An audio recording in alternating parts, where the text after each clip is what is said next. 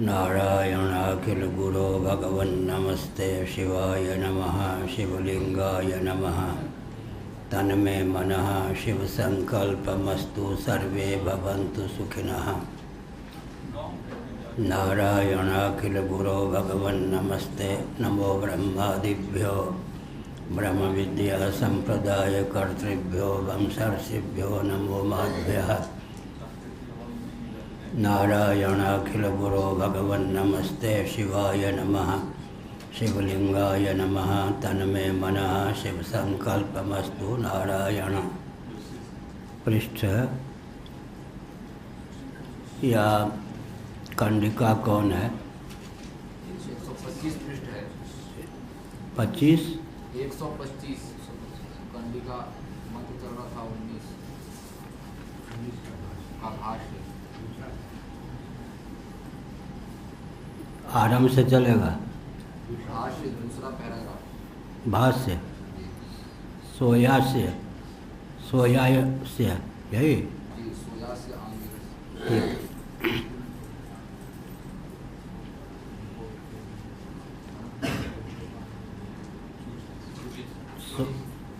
सोयस्य आंगिरस इत्यादि यथोपन्यस्तमेवोपादीयत उत्तरार्थम।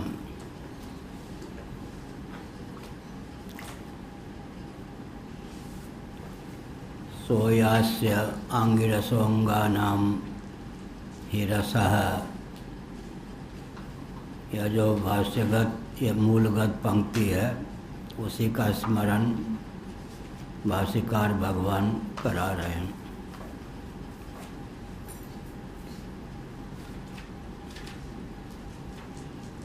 जो कुछ पहले कहा गया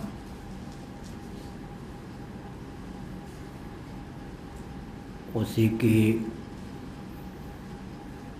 बृहद मीमांसा आगे स्वयं श्रुति प्रस्तुत करती है।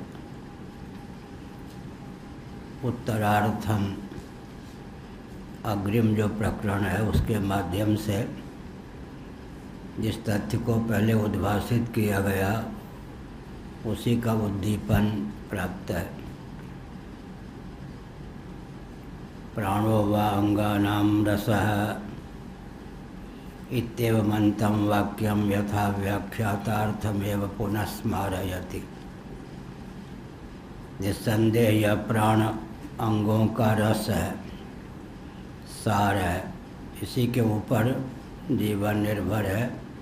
जीवनी शक्ति प्राण सापेक्ष ही हमको प्राप्त है। यथा व्याख्यातार्थमेव पुनः स्मारयति। जो पहले प्रतिपादन किया जा चुका है उसी का पुनः स्मरण श्रुति करा रही है। स्मारयति। कथम प्राणो वांगानां रसः इति। अब प्रश्न उठता है कि यह जो प्राण है अंगों का रस किस प्रकार है, सार किस प्रकार है। प्राणो ही शब्द प्रसिद्ध। ही शब्द प्रसिद्धि का द्योतक है। एक अक्षर भी शब्द का काम करता है तो यहाँ ही शब्द प्रसिद्धि के अर्थ में प्रयुक्त और विनियुक्त है। यह लोक सिद्ध तथ्य है, लोक प्रसिद्ध तथ्य है यह अभिप्राय। अंगानां रसः अंगों का रस, सार प्राण है। क्योंकि प्राण स्पंदन विहीन शरीर सब हो जाता है। उदाहरण दिया था, आगे आएगा ही भाष्य के माध्यम से। वृक्ष में जिस जिस शाखा से प्राण शक्ति विलुप्त हो जाती है, प्राण विहीन वह शाखा शुष्क हो जाती है, जीवनी शक्ति से रहित हो जाती है। हमारे शरीर में भी प्राण के कारण ही रक्त का संचार होता है। पक्षाघात या लकवा आदि प्राण में विकृति से ही प्राप्त है। इससे प्राण का महत्व सिद्ध होता है। जीवनी शक्ति जो जीवन में प्राप्त है वह प्राण की महिमा है। कर्मेंद्रियां, ज्ञानेंद्रियां प्राण से एकीभूत होकर ही अर्थक क्रियाकारिता को सिद्ध करने में समर्थ हैं। अंतःकरण भी प्राणों से एकीभूत होकर ही संकल्प आदि की सिद्धि में प्रयुक्त और विनियुक्त है। इस प्रकार 5 कर्मेंद्रिय, 5 ज्ञानेंद्रिय, अंतःकरण, चतुष्टय, ये 14 जो हैं, चतुर्दश करुणात्मक जो सूक्ष्म शरीर या लिंग शरीर या अतिवाहिक शरीर है, उसको उज्जीवित रखने में प्राण ही समर्थ है, यह अभिप्राय।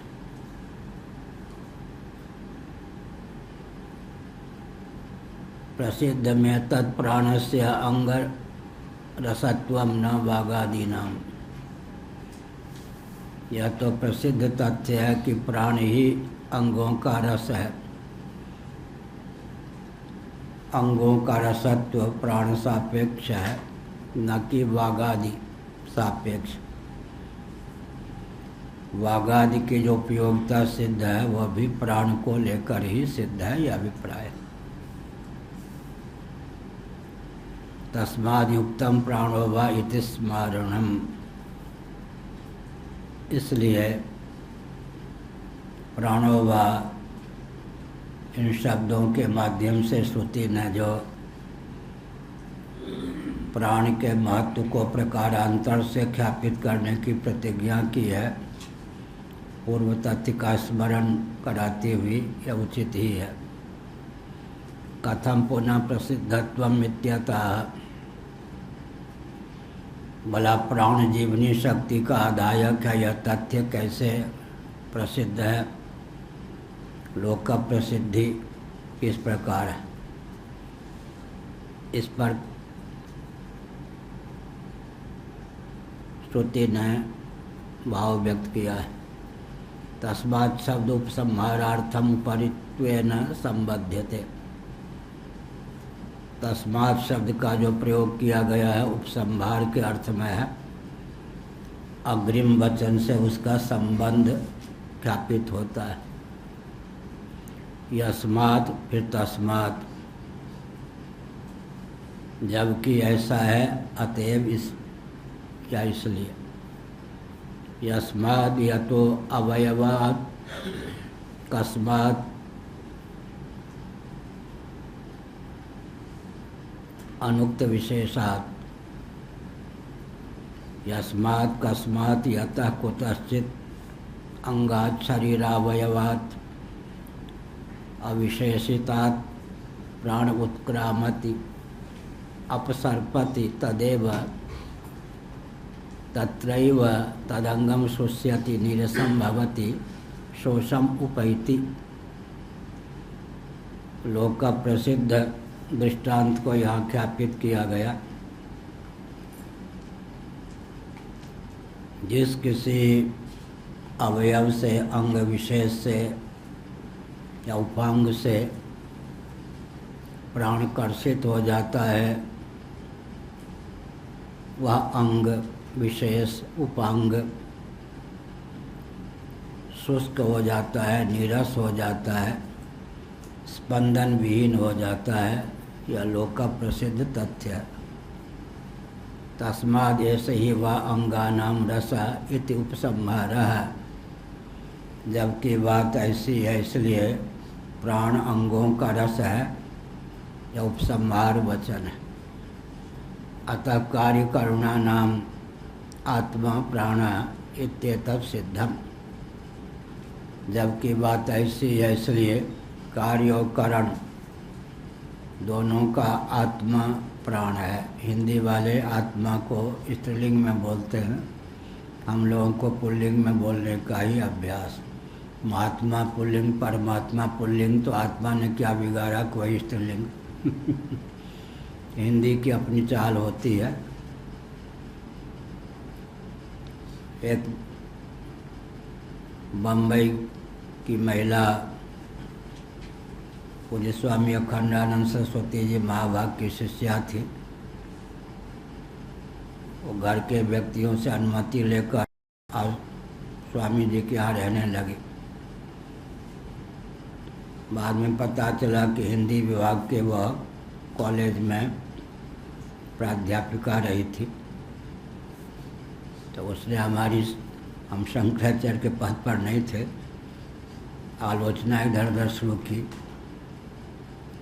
स्त्रीलिंग को भी पुल्लिंग बोल देते हैं, पुल्लिंग को भी स्त्रीलिंग बोल देते हैं। सेठी थी, हाँ। तो दुनिया में तो झगड़ा लगाने वाले बहुत होते हैं, हमारे यहाँ ये सब नहीं। किसी के विरोध में कभी कोई कान भरता है क्या? यहाँ कान कच्चे नहीं है और कान भरने वाला हमारे यहाँ सब होता है नहीं। वैसा है, वह कई संस्थाएं बिगड़ गई, धर्म संघ ये सब कर्ण पिशाचियों के कारण रसातल में पहुँच गए। हमारे यहाँ सब होता ही नहीं। लेकिन चर्चा का विषय बना कि दंडी स्वामी को स्त्रीलिंग पुल्लिंग का ध्यान ही नहीं है। हमने कहा कि बम्बई वालों को ध्यान होगा तभी वो बोल रही है। फिर धीरे धीरे उसका मस्तिष्क संतुलित हुआ। क्योंकि वो विभागाध्यक्ष रही होगी, प्रोफेसर रही होगी हिंदी विभाग। अब देवता शब्द संस्कृत में स्त्रीलिंग में है, हिंदी में पुल्लिंग में है। हिंदी में आत्मा शब्द स्त्रीलिंग में है। तो हिंदी का व्याकरण अपना विचित्र ढंग का है। हिंदी व्याकरण के कवि हम विशेषज्ञ माने जाते थे पूरे दिल्ली में भी। लेकिन आत्मा शब्द का प्रयोग हम लोग पुल्लिंग में ही करते हैं, हिंदी वाले स्त्रीलिंग में करते हैं। तदेव तत्रैव तदंगम शुष्यति नीरसम भवति शोषम उपैति तस्मादेश ही वा अंगानाम रस इत्युपसंहारः। अतः कार्यकरुणानाम आत्मा प्राण इत्येतत् सिद्धम्। एतावता यह सिद्ध हुआ कि कार्य और कर्णों का आत्मा प्राण है। कार्य स्थूल शरीर है, करण सूक्ष्म शरीर है। कार्यकरण कर्तृत्व हेतु प्रकृति रुच्यते, पुरुष सुख दुखा नाम भोक्तृत्व हेतु रुच्यते। हमने पहले बताया गीता का 13वां अध्याय। कार्यकरण कर्तृत्व, कार्यात्मक स्थूल शरीर, करुणात्मक सूक्ष्म शरीर, कर्तृत्व प्रधान कारण शरीर।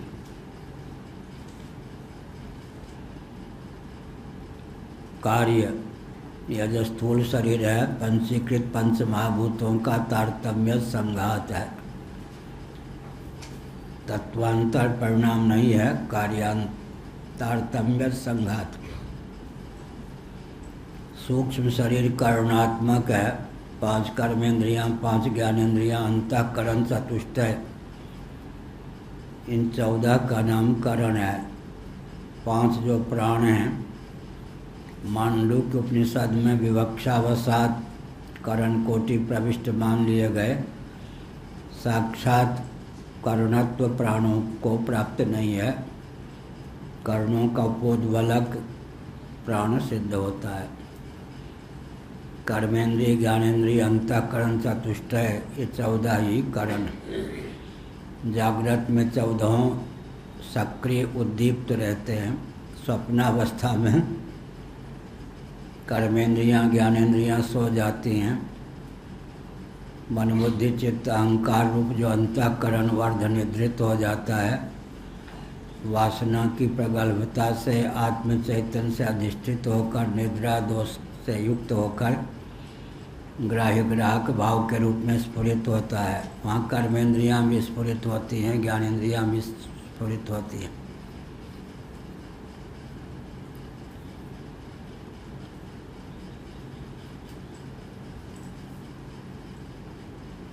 कार्यकरण, कार्य प्रधान स्थूल शरीर है, कर्ण प्रधान सूक्ष्म शरीर है। स्थूल शरीर में कर्णग्राम को व्यक्त करने के संस्थान सन्निहित हैं। कई बार मैंने बताया, इसका जो बाह्य हिस्सा है स्थूल शरीर का, पंच कर्मेंद्रिय पंच ज्ञानेंद्रियों को व्यक्त करने के संस्थान इसमें। अभ्यंतर भाग जो है अंदरूनी हिस्सा, उसमें अंतःकरण और प्राणों को व्यक्त करने के संस्थान है। हृदय में प्राण, गुदा में अपान, इस प्रकार प्रसिद्ध कारिका भी है। 5 कर्मेंद्रियाँ, 5 ज्ञानेंद्रियाँ, अंतःकरण, चतुष्टय, ये 14 हो जाते हैं। इस दृष्टि से त्रिशिखी ब्राह्मणोपनिषद आदि में प्राण के भी 14 प्रभेदों का वर्णन है। त्रिशिखी ब्राह्मणोपनिषद इस संबंध में बहुत महत्वपूर्ण है, अन्यत्र वो सामग्री सुलभ नहीं।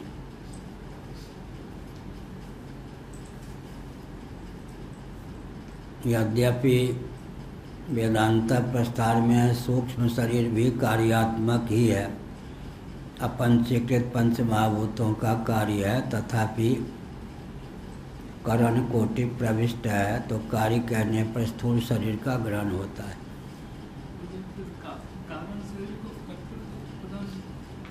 कर्तृत्व प्रदान कैसे? ठीक, कारण शरीर क्या है? पंचदशी के पहले प्रकरण के अनुसार मलिन सत्व गुण प्रधान प्रकृति का नाम पंचदशी के पहले प्रकरण में कारण शरीर है। उसी का नाम अविद्या है, उसी का नाम अज्ञान है। मलिन सत्व गुण प्रधान प्रकृति, उसके निरावरण अभिव्यक्ति सुसुप्ति में होती है। तो आपका भाव ये होगा कि गाढ़ी नींद में तो कर्तृत्व है ही नहीं। कार्य करण कर्तृत्व हेतु प्रकृति रुच्यते, पुरुष सुख दुखा नाम भोक्तृत्व हेतु रुच्यते। गीता का 13वां अध्याय। प्रकृति को कर्तृत्व प्राप्त है या नहीं? प्रकृति का प्रतिनिधित्व करने वाला हमारे जीवन में कौन है? प्रकृति का प्रतिनिधित्व कौन करता है हमारे जीवन? कारण से ये बढ़िया, होशियारपुर के होशियार लोग हैं। अब हमको पीछे ना हटना पड़े। हो गया क्या? प्रकृति का प्रतिनिधित्व हमारे व्यष्टि जीवन में कौन करता है? या तो कह सकते हैं कि बुद्धि करती है, या कह सकते हैं मलिन सत्वगुण करता है। मलिन सत्वगुण प्रधान प्रकृति जो है वो कर्तृत्व प्रधान है। ठीक, आंग्रा से अतीत भूमि में भी कर्तृत्व विद्यमान रहता है, भोक्तृत्व विद्यमान रहता है, यह समझने की आवश्यकता है। अहमिच प्रसुप्ते, श्रीमद्भागवत 11 स्कंध। गाढ़ी नींद में अहम सो जाता है, श्री वैष्णवों के यहाँ नहीं सोता है। स्थिति तो एक ही जैसी होती है, दृष्टि में भेद होता है। क्या अहम सोता है या नहीं? तो वैष्णवों के यहाँ अहम को आत्मा मान लिया गया। तो आत्मा सिद्ध होने के लिए क्या शर्त है, क्या आवश्यक है? तीनों कालों में या तीनों अवस्थाओं में जिसकी विद्यमानता हो, तीनों कालों में या तीनों अवस्थाओं में जो विद्यमान हो और भाष्य प्रकाश्य कोटि की सामग्री न हो, उसको हम आत्मा कह सकते हैं। आत्मा की परख यही होगी ना। जो गाढ़ी नींद में ही दम तोड़ जाए या स्वप्न में ही दम तोड़ जाए, उसमें आत्मा होने की कतई क्षमता नहीं है, बिल्कुल क्षमता नहीं। लेकिन गाढ़ी नींद में विद्यमान रहे, स्वप्न में भी विद्यमान रहे, जागर में भी विद्यमान रहे और भाष्य हो जाए, प्रकाश से हो जाए, दृश्य कोटि प्रविष्ट हो जाए, उसमें भी आत्मा होने की क्षमता नहीं। कार्यकरण कर्तृत्व हेतु प्रकृति उच्यते कर्तृधिकरणम ब्रह्मसूत्र। जीव में जो कर्तृत्व है वो बुद्धि सापेक्ष है। विज्ञानम यज्ञम तनुते कर्माणि तनुते पिच तैत्तिरीय उपनिषद। कर्तृत्व बुद्धि सापेक्ष है। इस दृष्टि से आप कह सकते हैं कि कारण शरीर को लेकर नहीं, बुद्धि को लेकर जो कि सूक्ष्म शरीर का एक अंश है, कर्तृत्व प्राप्त है, यह कहा जा सकता है। लेकिन कल मैंने बताया था कि जब अंतःकरण शब्द का प्रयोग करते हैं तो मन बुद्धि चित्त अहंकार को भी करण कोटि प्रविष्ट मानते या नहीं? अहंकार भी करण है। अहम जब सो जाता है गाढ़ी नींद में तब कर्तृत्व की स्फुट अभिव्यक्ति होती है, लेकिन अहम से अतीत भूमि में अनुभूति कितनी सूक्ष्म होगी। गाढ़ी नींद में सुख का अनुभव होता है या नहीं? अज्ञान का अनुभव होता है या नहीं? गाढ़ी नींद में अनुभव्य अनुभूति के विषय कौन है? सुख और अज्ञान। इसीलिए गाढ़ी नींद टूटने पर स्मरण होता है सुख मामस्वाप्सम न किंचित अवेदिसम। अहम की गति नहीं है, मामप्यहम नाज्ञासिसम। सुख महमस्वाप्सम न किंचित अवेदिसम मामप्यहम नाज्ञासिसम। मैं सुखपूर्वक सोया, मैंने कुछ नहीं जाना। माम अप्यहम न अज्ञासिसम, मैंने स्वयं को भी नहीं जाना। इस स्मरण के बल पर सिद्ध होता है कि गाढ़ी नींद में कर्तृत्व शेष है। भोक्तृत्व जहाँ शेष है वहाँ कर्तृत्व विशेष है। भौतिक क्रिया का कर्तृत्व भोक्तृत्व है। गाढ़ी नींद में सुख की अनुभूति होती है तो भोक्तृत्व तो शेष है, इसीलिए कहा गया। अविद्या को लेकर कर्तृत्व है। अविद्या क्या है? मलिन सत्वगुण प्रधान प्रकृति। मलिन सत्वगुण प्रधान प्रकृति, उसी का नाम अविद्या है। या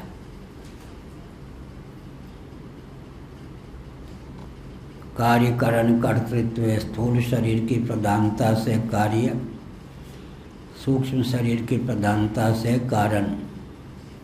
करण कर्तृत्व कारण शरीर की प्रधानता से। वो कारण शरीर स्वप्न में और जागृत में है या नहीं? क्या है? मुंह से क्यों नहीं बोलते? तो इसका अर्थ है जब कारण शरीर है तब कर्तृत्व उसी को लेकर है। साधिष्ठान साभास बुद्धि को लेकर कर्तृत्व मानेंगे तो विज्ञान में कोष की सिद्धि होगी। ततः कर्ता तत्व भोक्ता गुहाशयम परंपरा पंचदशी। विज्ञानम यज्ञम तनुते कर्माणि तनुते पिचा तैत्तिरीय उपनिषद। कर्तृत्व बुद्धि को लेकर है, यह भी प्रथा है। लेकिन मलिन सत्वगुण प्रधान प्रकृति को कारण शरीर कहा गया तो विवक्षावसात कारण शरीर को लेकर कर्तृत्व है, क्योंकि कार्यकरण कर्तृत्व हेतु प्रकृति रुच्यते। प्रकृति का प्रतिनिधित्व हमारे जीवन में मलिन सत्वगुण करता है। मलिन सत्वगुण प्रधान प्रकृति, यही कारण शरीर है, उसी को लेकर कर्तृत्व है। अविद्या और बुद्धि दोनों में तादात्म्यापत्ति हो जाती है तब बुद्धि को लेकर कर्तृत्व की सिद्धि भी होती है। बुद्धि में दोहरी क्षमता है, करण कोटि प्रविष्ट भी है। जब अंतःकरण के दो विभाग करते हैं कोष की दृष्टि से, तब मनोमय विज्ञानमय दो ही विभाग होते हैं ना। मन में चित्त का, बुद्धि में अहम का अंतर्भाव हो जाता है। अंतर्भाव क्या? मनोमय विज्ञानमय कोष कहते हैं, तो अंतःकरण का दो ही विभाग हुआ ना। तो चित्त और अहंकार को कहाँ ले जाएंगे? मन में चित्त का अंतर्भाव कर देते हैं, बुद्धि में अहम का।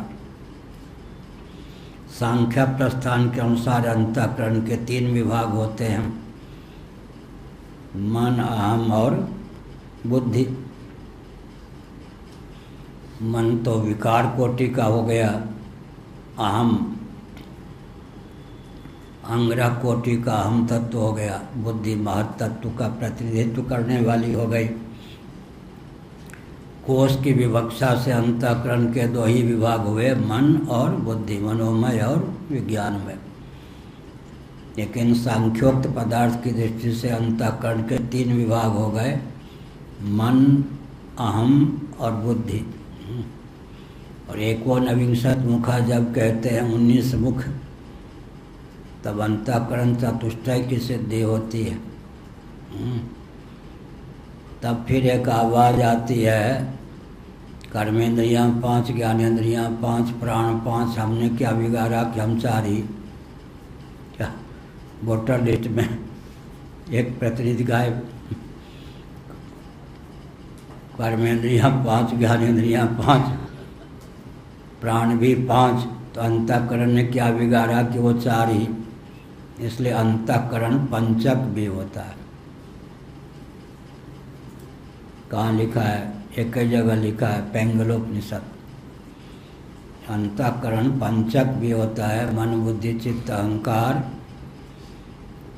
ये 4 तरंगें जिसकी हैं वो स्वयं तरंगाश्रय अंतःकरण 5वां। ज्ञातृत्व उसका नाम है। ज्ञातृत्व जो है वो अंतःकरण को लेकर है, क्योंकि मन, बुद्धि, चित्त, अहंकार ये क्या है? संकल्प विकल्पात्मक मन होता है, अध्यवसायात्मिका बुद्धि होती है, स्मरणात्मक चित्त होता है, अनुसंधान भी चित्त का स्वरूप होता है, स्वभाव होता है। अनुसंधानात्मक चित्त होता है। यह केवल एक ही जगह लिखा है, पैंगलोपनिषद में, अन्यत्र नहीं। अगर हम कह देंगे अनुसंधानात्मक चित्त होता है, तो केवल इधर उधर की प्रक्रिया वाले चकराने लगेंगे। वो एक ही जगह है, पैंगलोपनिषद में। तो क्या हुआ? कार्यकरण यही हुआ। कार्यकरणा नाम आत्मा प्राण। प्राण को कार्यकरण का आत्मा कह दिया। इसका मतलब स्थूल शरीर में भी जो अर्थक क्रियाकारिता है, जिसको लेकर सब या नहीं कहा जाता, वो प्राण ही है। कर्मेंद्रिय, ज्ञानेंद्रिय, अंतःकरण में भी जो चहल पहल है, वो प्राण को लेकर ही है। प्राण संवाद का उल्लेख हमने 2 दिन पहले किया था।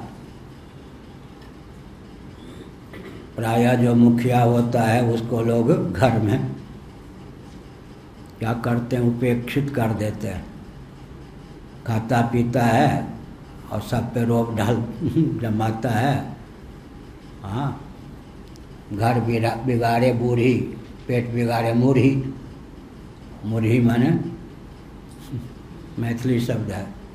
चावल के बनते न मुरमुरा क्या बोलते? मूढ़ी। घर बिगाड़े बूढ़ी, पुराने लोग, पुरानी बहुएं कहती थी घर बिगाड़े बूढ़ी और पेट बिगाड़े मूढ़ी। तो क्या हुआ?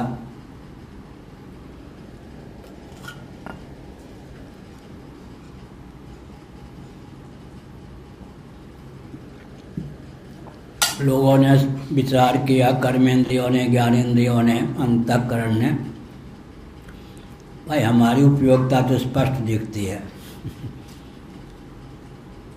लेकिन ये जो मस्त मौला है प्राण, खाता पीता तो यही है। इसकी क्या इस उपयोगिता है शरीर में? तो बड़े व्यक्ति होते हैं, गंभीर होते हैं, क्या कोई थोड़ी आलोचना कर दे और बस तड़क भड़क करने लग जाए। बड़े व्यक्ति आलोचना भी सहने में समर्थ होते। क्या एक तो निर्लज्ज व्यक्ति गाली सुनने में सहिष्णु होता है, एक नेता लोग गाली सुनने के आदी होते हैं, एक बड़े व्यक्ति गंभीरता के कारण अपनी आलोचना को भी सुन के मुस्कुरा देते हैं। प्राण ने कहा कि ठीक है, हम तो आक्षेप नहीं करते, हमारी दृष्टि में आपकी उपयोगिता है, लेकिन आपकी दृष्टि में हमारी उपयोगिता नहीं है तो प्रयोगशाला है ही, प्रयोग करके देखिए। एक एक वर्ष के लिए एक एक इंद्रिय यात्रा, तीर्थ यात्रा करने चले जाए। एक साल के लिए ना क्या आँख चली गई, अंधों का जैसे काम चलता है चल गया। शरीर तो जीवित रहेगा ना, अंधों का भी। एक साल के लिए कान तीर्थ यात्रा के लिए बहरों का जैसा काम चलता है ऐसे। एक साल के लिए मन अमनस्क, बच्चों का नाम क्या है? कौशिक के ब्राह्मणोपनिषद में अमनस्क, अत्यंत जो वृद्ध हो जाते हैं, बुद्धि कुछ भ्रमित हो जाती है। द्वारका के शंकराचार्य की बुद्धि ज्यों के त्यों है, जैसे युवावस्था में थी वैसे ही। आज प्रशंसा कर रहा हूँ, 97 साल के हैं, स्मृति ज्यों के त्यों एकदम, संघर्ष की क्षमता भी ज्यों के त्यों विद्यमान है। बौद्धिक धरातल पर वृद्धावस्था नहीं है, शरीर से जो भी है अच्छी बात है। मैं उपहास नहीं कर रहा, 7-7 घंटे उपासना का उनको बल प्राप्त, सकाम सही, लेकिन 7-7 घंटे उन्होंने एक एक दिन उपासना की है। अभी भी रुद्राभिषेक इत्यादि का काम चलता है, निंदा नहीं कर रहा। आयु में मुझसे बड़े हैं, कुछ गुरुदेव से उन्होंने विद्या अध्ययन किया, हमने भी किया, तो गुरु भाई हैं, बड़े गुरु भाई। संन्यास की दृष्टि से हमारे पूज्य गुरुदेव के गुरु भाई हैं, तो चाचा गुरु लगते हैं, हर दृष्टि से सम्मान के पात्र हैं। तो हम सम्मान देने में चूकते नहीं, क्या जिनको जो सम्मान देना चाहिए दे सकते हैं। तो हमने क्या संकेत किया? हमने यह संकेत किया कि यह जो है इसकी उपयोगिता क्या है। तो बड़े व्यक्ति सहिष्णु होते हैं। प्राण ने कहा कि मेरी दृष्टि में तो आपकी उपयोगिता है, आपकी दृष्टि में मेरी उपयोगिता नहीं है, तो एक एक वर्ष के लिए तीर्थ यात्रा के लिए चले जाइए घर छोड़ के। एक एक वर्ष में देखा कुछ तो क्षति हुई, लेकिन शरीर तो चलता रहा। अब प्राण ने कहा मैं चलता हूँ या हम चलते हैं, आप संभालिए इस भवन को। प्राण देवता जो ही चलने लगा, अरे आपके बिना तो एक क्षण भी हम टिक नहीं सकते। प्राण ने कहा हमारा महत्व समझ लिया या नहीं? सबने कहा समझ लिया, यही कहा। यस्माद् यतो अवयवात्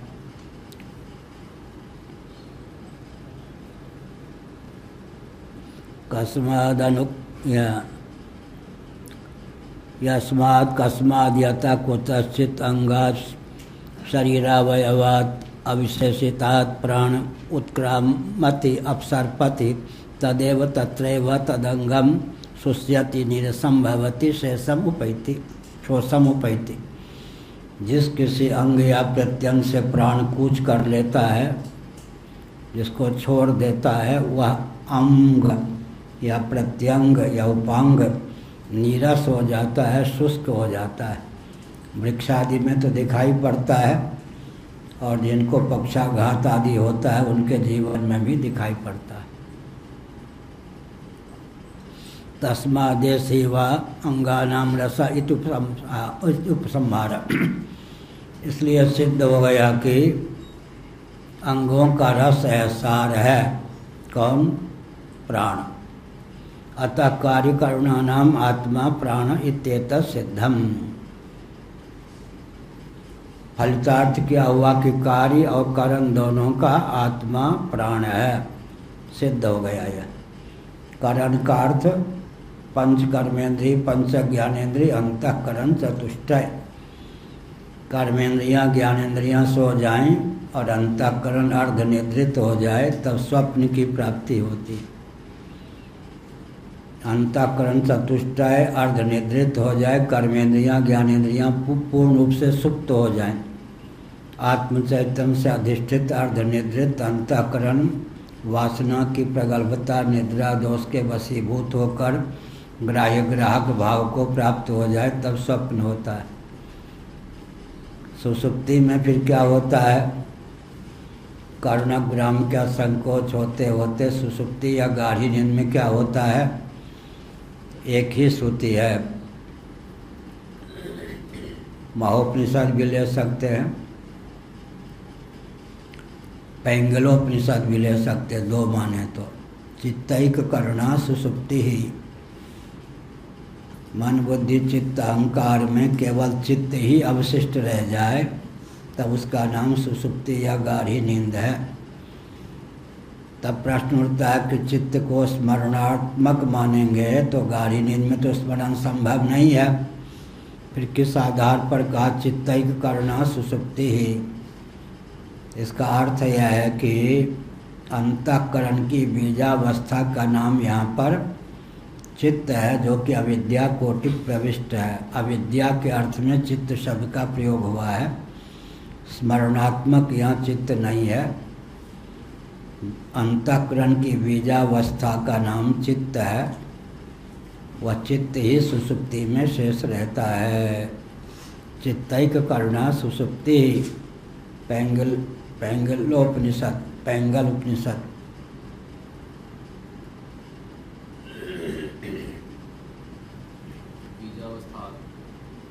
अंतःकरण की बीजावस्था उसी का नाम अविद्या है, उसी का नाम चित्त है। चित्तैक करना सुषुप्ति ही। अविद्या रूप होकर, अविद्यात्मक होकर, अंतःकरण की बीजावस्था होकर शेष रह जाए उसी का नाम चित्त है। यहाँ पर चित्तैक करना सुषुप्ति। करण में संकोच हो गया, 14 फिर 4 फिर 1। जागृत में 14, स्वप्न में 4, सुषुप्ति में केवल 1 करण शेष रह गया, चित्त।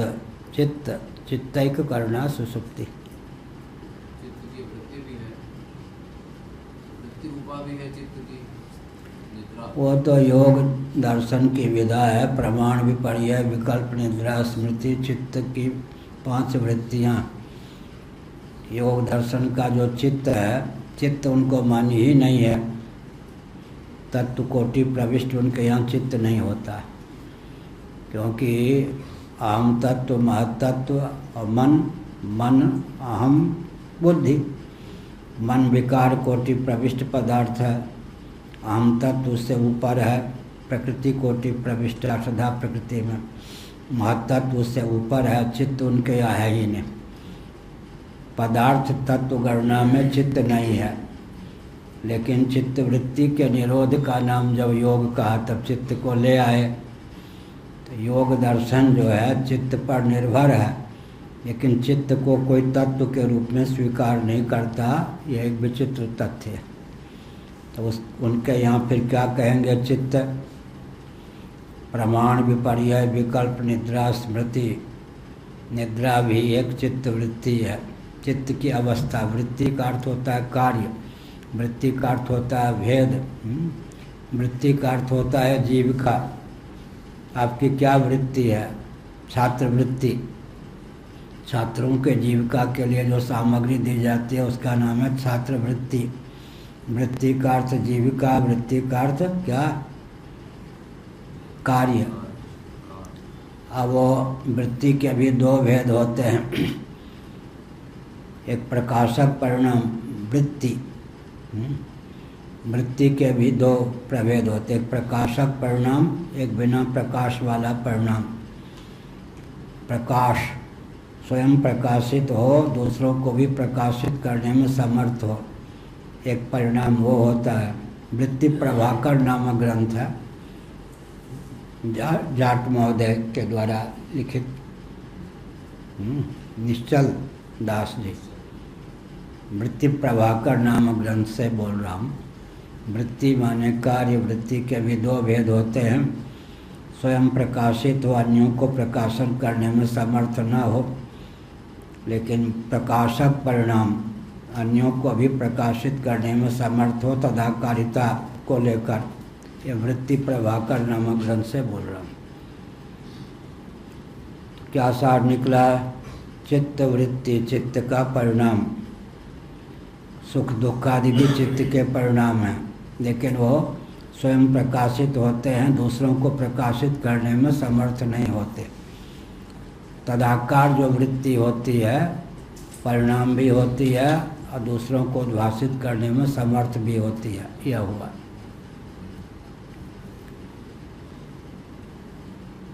आत्मा पाये ही शोषो मरणम स्यात् तस्मात् तेन जीवन्ति प्राणिनः सर्वे। अगर प्राणात्मा का वियोग हो जाए, प्राणात्मा शरीर को छोड़ दे, तो प्राणी सब प्राणी न रह जाएं, और प्राण जब तक विद्यमान है तब तक जीवन है। तस्मादपास्य वागादीन प्राण एव उपास्य इति समुदायार्थः। वागादि का त्याग करके, मतलब इनको उपास्य न समझकर प्राण को ही उपास्य समझकर प्राणात्मा की उपासना करनी चाहिए। मैं प्राण हूँ, प्राणात्मा हूँ, इस प्रकार की उपासना करे। वागादि ये प्राण प्रभेद माने गए। कई बार मैंने कहा कि प्राण शब्द बहुत विचित्र है। प्राण का अर्थ आत्मा होता है, प्राण का अर्थ अव्याकृत होता है, प्राण का अर्थ ग्रहण इंद्रिय होता है, प्राण का अर्थ कर्मेंद्रियाँ ज्ञानेंद्रियाँ भी हैं, प्राण का अर्थ मन बुद्धि चित्त अहंकार भी है, प्राण का अर्थ प्राण भी है। किस प्रसंग में किस अर्थ में प्राण शब्द का प्रयोग हुआ है, ये अपनी बुद्धि से समझने योग्य है। एक महात्मा वृंदावन में किसी को पढ़ा रहे थे, किसी काम से को फिर एक वाक्य में एक वाक्य को फिर एक शब्द में पिरो के बताओ, इससे बहुत लाभ हुआ।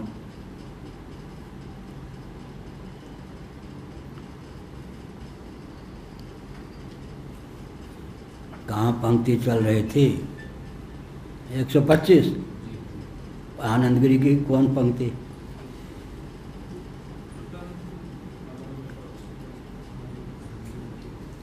प्रकारांतरम विभुत्स्यमानमिति सूचयितुम शब्द। प्रकारांतर से वस्तु स्थिति को ख्यापित करने के लिए च शब्द का प्रयोग किया गया है। तर्हि यदुपादनीयम तत् उच्यताम, तब तो फिर जो प्रतिपादन का विषय है उपपादनीय है, विलम्ब क्यों करते हैं? हमारे जीवन में त्वरा है, उसको कह ही दीजिए। कहिए किमित्युक्तस्य पुनरुक्ति इत्याशंक्या उत्तरार्थम। जिस तथ्य को पहले उद्भाषित किया गया प्रकारांतर से उस तथ्य को क्यों प्रकाशित किया जा रहा है, तो उन्होंने कहा विषय जो है बहुत महत्वपूर्ण है। शब्दांतर को लेकर भी प्राप्त तथ्य का प्रतिपादन आवश्यक है, ताकि स्थूणा निखनन न्याय से बात जम जाए। कौन सा शब्द बोले हम? स्थूणा निखनन न्याय बोलो तो क्या? ठीक है, स्थूणा निखनन न्याय। वो बोलेंगे प्रफुल्ल जी। हाँ, स्थूणा निखनन न्याय।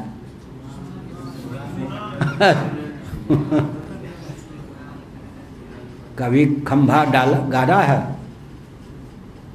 क्या करते हैं? मिट्टी कंक्रीट आदि से यूँ यूँ करते हैं, फिर हिलाते हैं कि हिलता या नहीं, उसका नाम है स्थूणा निखनन न्याय। स्थूणा निखनन न्याय। हाँ ठीक है, हिला डुला कर देखते हैं मजबूत है या नहीं। हाँ ये झाजी क्या क्या कहा। हाँ थूणा ने स्थूणा निखंडन न्याय, निखंडन न्याय। हाँ शास्त्र सुचिंतित पुनि पुनि चिंतिय, तुलसीदास ने लिखा।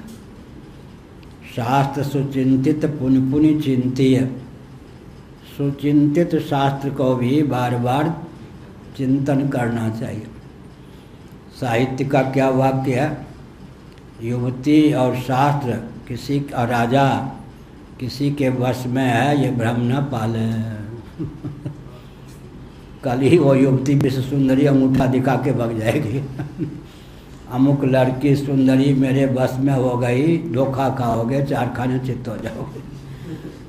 युवती शास्त्र बहुत पढ़ लिया, बस नैयायिक तो कहते क्षण, एक क्षण अगर तर्कणा शक्ति को दुर्बल बना दी तो वो तर्क आपके हाथ से चला जाएगा, अतार्किक हो जाएंगे। और राजा मेरे बस में है, सहेली बना करके अमुक ने गायत्री देवी आदि को कहाँ सूली पे चढ़ा दिया।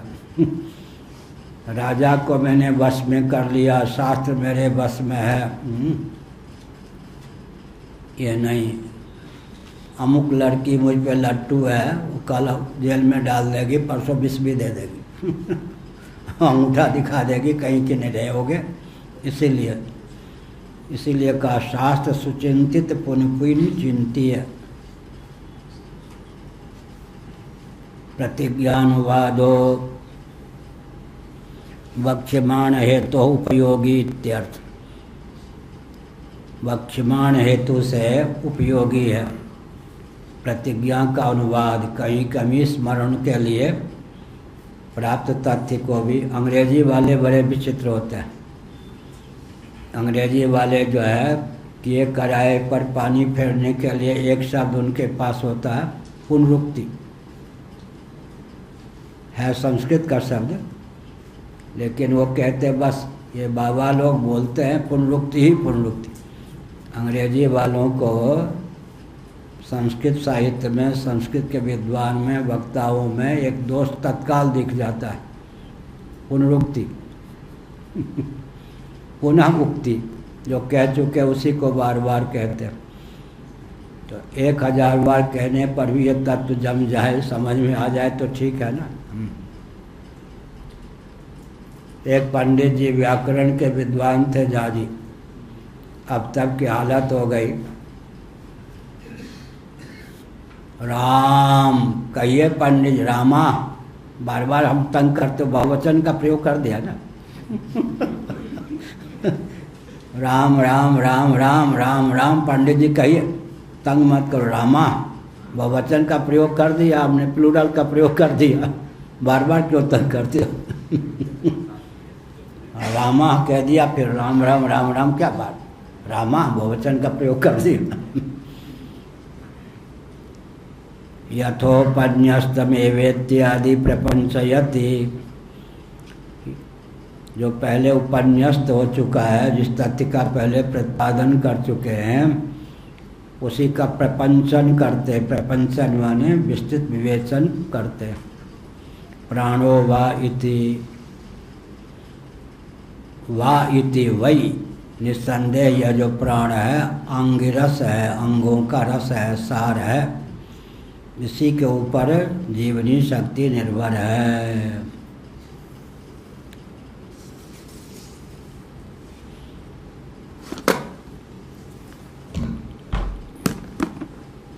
उक्तार्थ निर्णय हेतु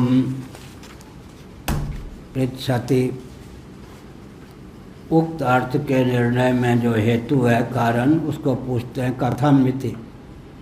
भला यह अंगों का रस है, इसमें हेतु तो दीजिए। प्रतिज्ञा मात्र से वस्तु की सिद्धि नहीं होती, तदनुकूल हेतु कारण भी बताना आवश्यक है। क्या कहा? हाँ ठीक है, मशीन ये यांत्रिक है। प्रतिज्ञा मात्र से वस्तु की सिद्धि नहीं होती, प्रतिज्ञा करके तदनुकूल हेतु का कथन भी आवश्यक है। धीरे धीरे बात खुलती, ठीक है। क्या कहा? प्रतिज्ञा मात्र से वस्तु की सिद्धि नहीं होती, उसके लिए हेतु देना भी आवश्यक। हेतु देना भी आवश्यक है। प्रतिज्ञा मात्र से नहीं, हेतु भी देना चाहिए।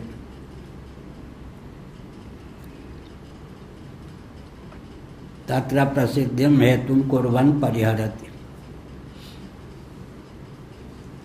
हेतु गर्भित तथ्य को उद्भाषित करके सिद्ध करते हैं कि प्राण जो है जीवनी शक्ति है, प्राण विहीनता ही मृत्यु है।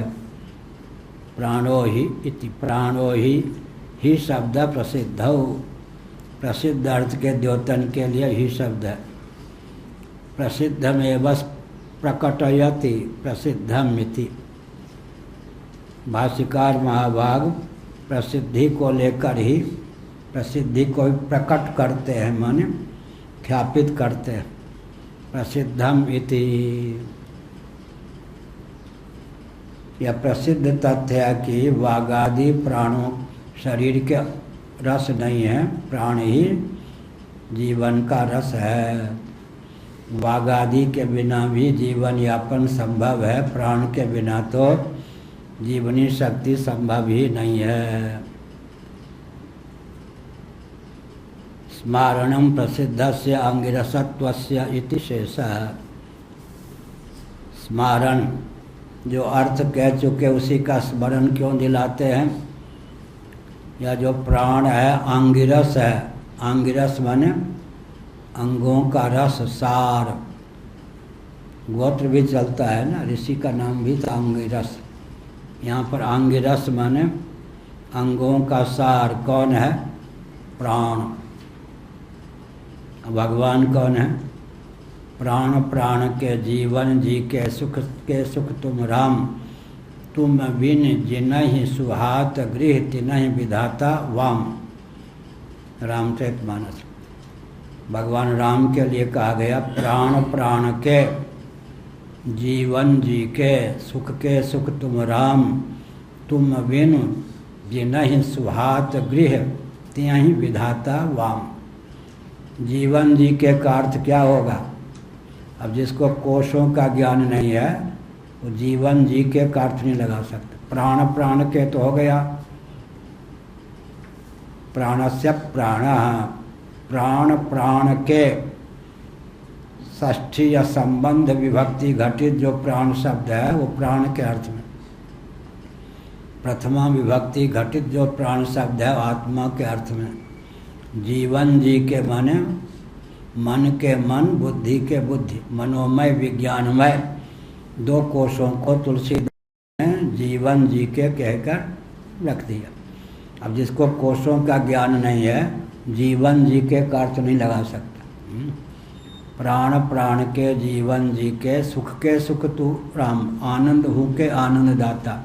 आनंदमय कोश को भी आह्लादित करने वाले, जिसमें आनंद, जिसके कारण आनंदमय कोश को आनंदमय कहते हैं वह। पदार्थ मुक्त्वा वाक्यार्थम यस्मात् कस्मात्। भाष्य का दो रूप होता है, एक पदार्थ, पद माने शब्द, जितने शब्द हैं उनका अर्थ कीजिए। शब्द समुदाय का नाम वाक्य होता है। कहीं कहीं अक्षर भी शब्द का काम करता है, कहीं शब्द भी वाक्य का काम कर जाता है, कहीं कई शब्दों को मिलकर वाक्य होता है। पदार्थ का निरूपण करने के बाद वाक्यार्थ का निरूपण भी करना चाहिए। तो भाष्यकार भगवान ने एक एक पद के अर्थ को बताने के बाद वाक्यार्थ का भी निरूपण किया। केवल पदार्थ ही नहीं, वाक्यार्थ भी होना चाहिए। यस्मात् कस्मात्, जिस किसी अंग से प्राण अपने आप को कर्षित कर लेता है, जो कोई अंग प्राण विहीन हो जाता है, वो निस्सार हो जाता है, लुंज पुंज हो जाता है, नीरस हो जाता है, शुष्क हो जाता है, चेतना विहीन हो जाता है। उक्तेन व्यतिरेकेण अनुक्तमन्वयं समुच्चयति च शब्दः। अन्वय को समुचित ढंग से व्यवस्थित करने के लिए चौ शब्द का प्रयोग है। चौ भी यहाँ शब्द है, एक अक्षर का भी शब्द होता है।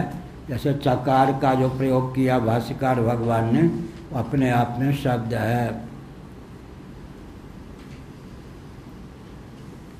तस्मात् शब्दस्य उपरि भावेन संबंध मुक्तम स्फुटयति। तस्मात् नामक यस्मात् फिर तस्मात् संबंध होता है।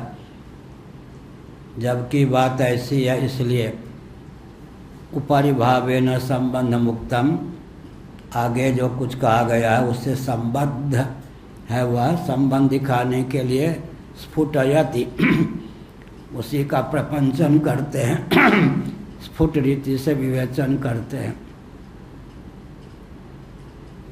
अन्वय व्यतिरेकाभ्याम अंग रसत्वे प्राणस्य सिद्धे फलितमाह। अन्वय व्यतिरेक रूप अनुमान प्रमाण के द्वारा, अन्वय व्यतिरेक क्या है? अनुमान प्रमाण।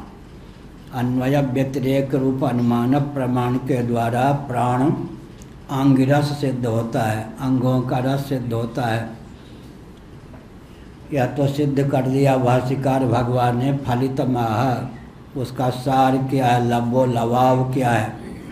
लब्बो लवाव शब्द का प्रयोग गुरुदेव कई बार करते थे। सार माने लब्बो लवाव। अंग्रेजी वाले क्या कहेंगे? कंक्लूजन। सारांश क्या है?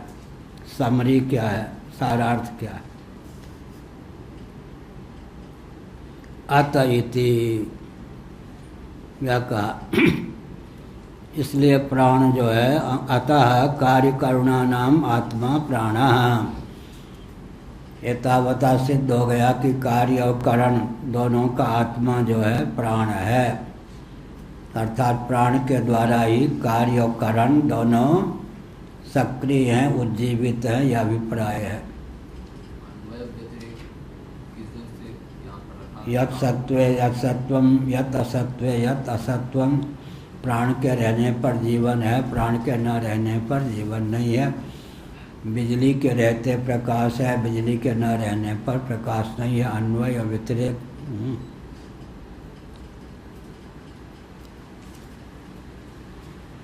गुरुजी के रहने पर क्लास में शांति है, गुरुजी के चले जाने पर विशेषकर प्राइमरी विद्यालय में तो जब तक अध्यापक नहीं आते बच्चे वाह क्या क्या बोलते रहते हैं। और फिर चले गए 10 मिनट में 5 मिनट में दूसरे अध्यापक आएंगे, उस बीच में अरे एकदम अल्लाह। गुरुजी के रहने पर शांति है, गुरुजी के जाने पर कोलाहल है। प्राइमरी विद्यालय में ऐसे ही।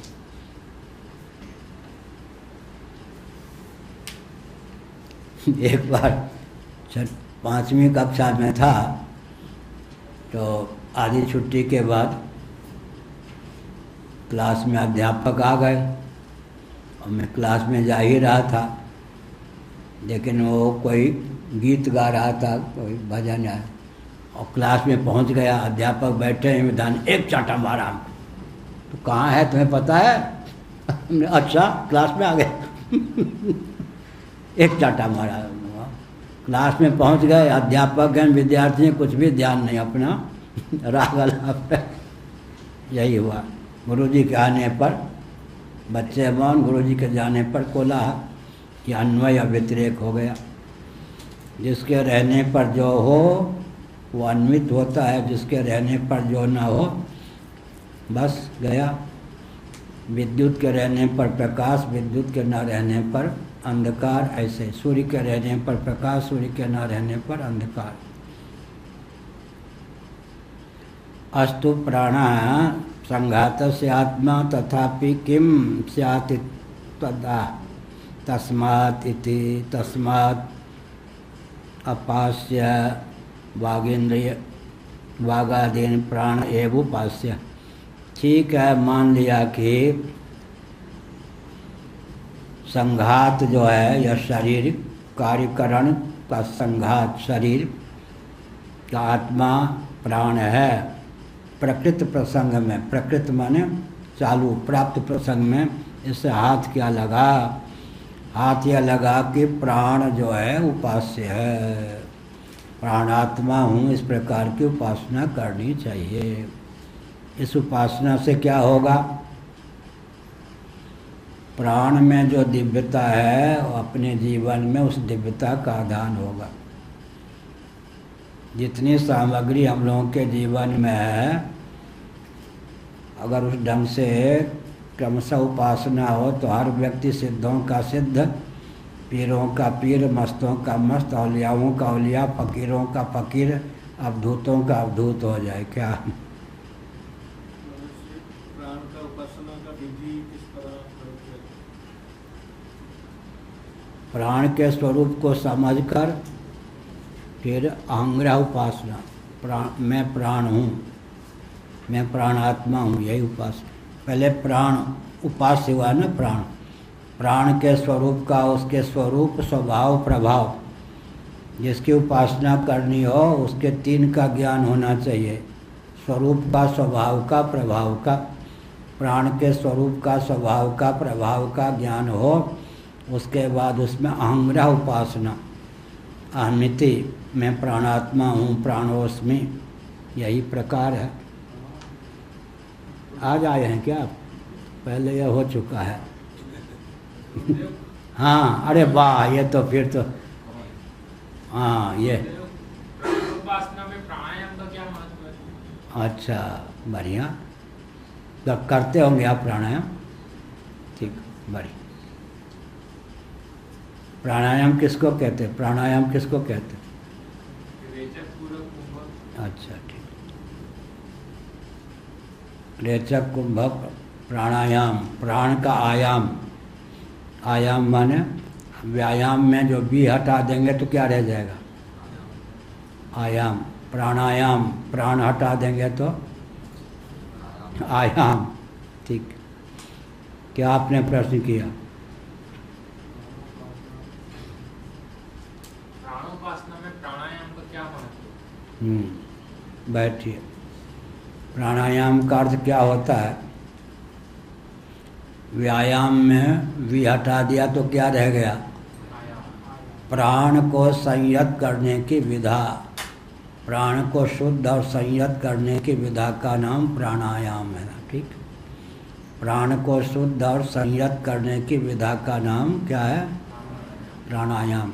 शुद्ध और संयत माने समाहित, प्राण को शुद्ध और संयत, चित्त को शुद्ध और संयत करें, समाहित।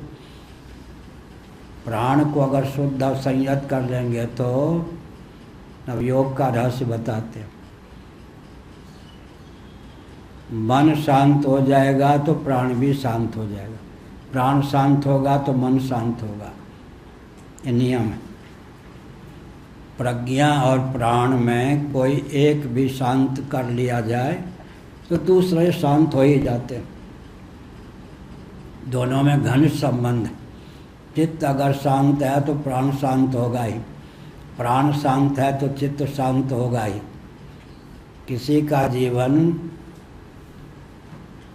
चित्त को शांत करने के अनुकूल होता है, किसी का जीवन प्राण को शांत संयत करने के अनुकूल होता है। किसी किसी के जीवन में वो क्षमता होती है चित्त को समाहित करने में भी माहिर, प्राण को समाहित करने में भी माहिर।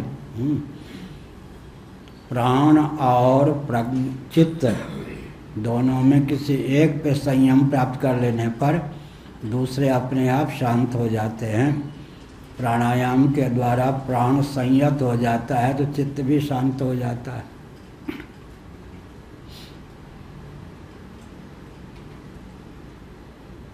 प्राणायाम के संपात में क्या करना? 1 4 8 1 2 4 नहीं 1 4 2 1 4 2 1 4 2 प्राणायाम का अनुपात।